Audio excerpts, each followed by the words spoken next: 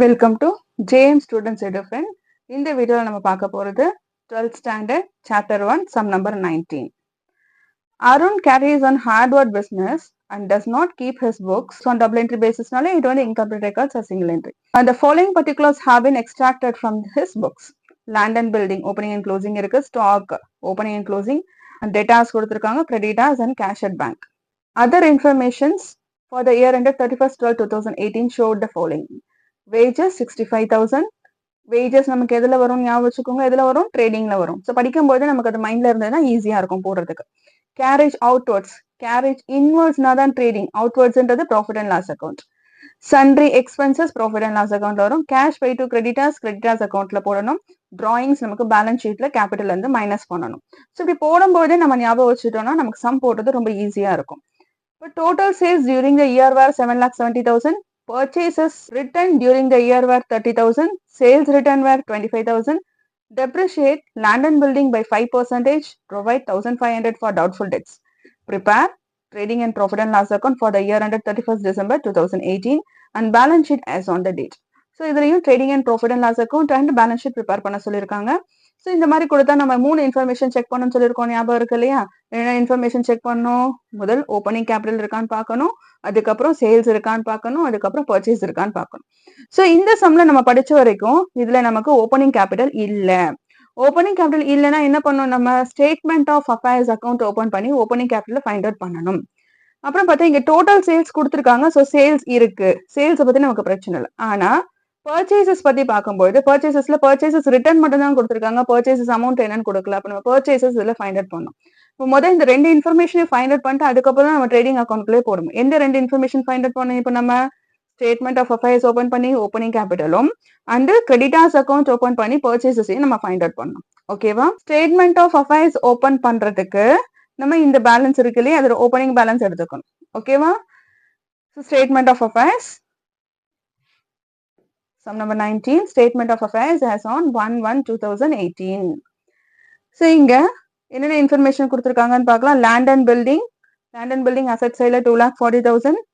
Stock in trade 1,20,000. Debtors 40,000. Cash at bank 30,000. Creditors 50,000. Additional இன்ஃபர்மேஷன்ல வந்து depreciation கொடுத்துருக்காங்க and provision for doubtful debts கொடுத்துருக்காங்க. இதெல்லாம் நம்ம இங்க அட்ஜஸ்ட் பண்ணணுமான்னு கேட்டா இதுல நம்ம எந்த அட்ஜஸ்ட்மெண்ட்டும் போடக்கூடாது.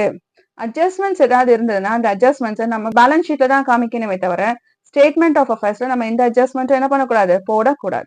ஸோ அங்க என்ன அமௌண்ட் இருக்கோ அதை அப்படியே நம்ம என்ன பண்றோம், இங்க அசெட்ஸ் அண்ட் லைபிலிட்டிஸா எழுதிட்டு அதை பேலன்ஸ் பண்றோம். ஸோ பேலன்ஸ் பண்ணும்போது நமக்கு எவ்வளவு அமௌண்ட் கிடைக்குது? இங்க டோட்டலா ஆட் பண்ணா 4,30,000.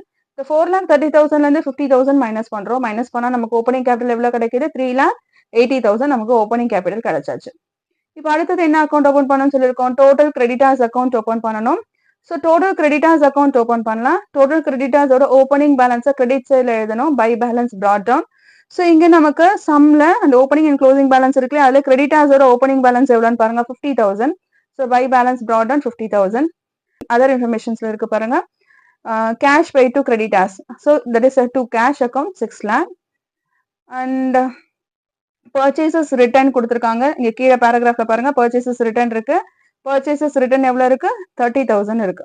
இது தவிர வேற ஏதாவது இன்ஃபர்மேஷன் இருக்கா? வேற என்னெல்லாம் கிரெடிட்டர்ஸ் அக்கௌண்ட்ல வரலாம்? டிஸ்கவுண்ட் ரிசீவ்டு வரலாம். பட் டிஸ்கவுண்ட் ரிசீவ்டு இங்க கொடுக்கல. ஓகேவா? ஸோ வேற எந்த இன்ஃபர்மேஷனும் இல்லை. ஸோ பேலன்ஸ் கேரி டவுன் எழுதிடலாம். க்ளோசிங் பேலன்ஸ் ஆஃப் கிரெடிட்டர்ஸ் வந்து எவ்வளவு? 45,000. Balance carried on 45,000. ஸோ இப்போ நம்ம பேலன்ஸ் பண்றோம். இங்க ஆட் பண்ணா 6,75,000. ஸோ இந்த 6,75,000ல 50,000 மைனஸ் பண்ணிட்டோம்னா நமக்கு கிரெடிட் பர்ச்சேஸ் எவ்வளவு கிடைச்சிருக்கு? 6,25,000 கிரெடிட் பர்ச்சேஸ். இப்போ நம்ம ஓப்பனிங் கேபிட்டலும் ஃபைண்ட் அவுட் பண்ணியாச்சு, கிரெடிட் பர்ச்சேஸும் ஃபைண்ட் அவுட் பண்ணியாச்சு. இந்த books of around trading and profit and loss account as on 31st 12 2018. So particulars போட்டாச்சு. முதல் ஓப்பனிங் ஸ்டாக் இங்க நமக்கு சம்ல எவ்வளவு கொடுத்துருக்காங்க? 1,20,000. அடுத்தது பர்ச்சேசஸ்ன்னு பார்க்கும்போது இங்க நமக்கு பர்ச்சேசஸ்ல இருந்து பர்ச்சேசஸ் ரிட்டர்ன் என்ன பண்ணணும்? மைனஸ் பண்ணணும். கேஷ் பர்ச்சேஸும் கிரெடிட் பர்ச்சேஸும் இருந்தா ஆட் பண்ணணும். பர்ச்சேசஸ் ரிட்டர்ன் இருந்தா அதை நம்ம மைனஸ், ஏன்னா ரிட்டர்ன் பண்ணியாச்சு, ஸோ மைனஸ் பண்ணிடணும். அப்போ பர்ச்சேசஸ் 6,25,000 நம்ம ஃபைண்ட் அவுட் பண்ணோம் இல்லையா, அதுல இருந்து பர்ச்சேசஸ் ரிட்டர்ன் இங்க எவ்வளவு இருக்கு? 30,000 இருக்கு. 30,000 மைனஸ் பண்ணா 5,95,000. வேற என்ன வரும் நமக்கு வேஜஸ் ட்ரேடிங்ல வரணும் இல்லையா? ஸோ வேஜஸ் எவ்வளவு 65,000 அதுவும் நம்ம 2 வேஜஸ் டெபிட் சைட்ல எழுதியாச்சு எக்ஸ்பென்சஸ்ன்றதுனால. கிரெடிட் சைட்ல சேல்ஸும் ஓப்பனிங் க்ளோசிங் கேபிட்டலும் மட்டும் தான் போடணும். ஸோ சேல்ஸ் பார்த்தோம்னா சேல்ஸ் எவ்வளவு டோட்டல் சேல்ஸ் எவ்வளவு கொடுத்துருக்காங்க 7,70,000. அதுல இருந்து சேல்ஸ் ரிட்டர்ன் மைனஸ் பண்ணோம். சேல்ஸ் ரிட்டர்ன் எவ்வளவு கொடுத்துருக்காங்க 25,000. ஸோ சேல்ஸ்ல இருந்து சேல்ஸ் ரிட்டர்ன் மைனஸ் பண்ணா 7,45,000. க்ளோசிங் ஸ்டாக் அமௌண்ட் 1,70,000 அதை எழுதியாச்சு. ஸோ இப்போ ஆட் பண்றோம். ஸோ இங்க ஆட் பண்ணா 9,15,000 வருது.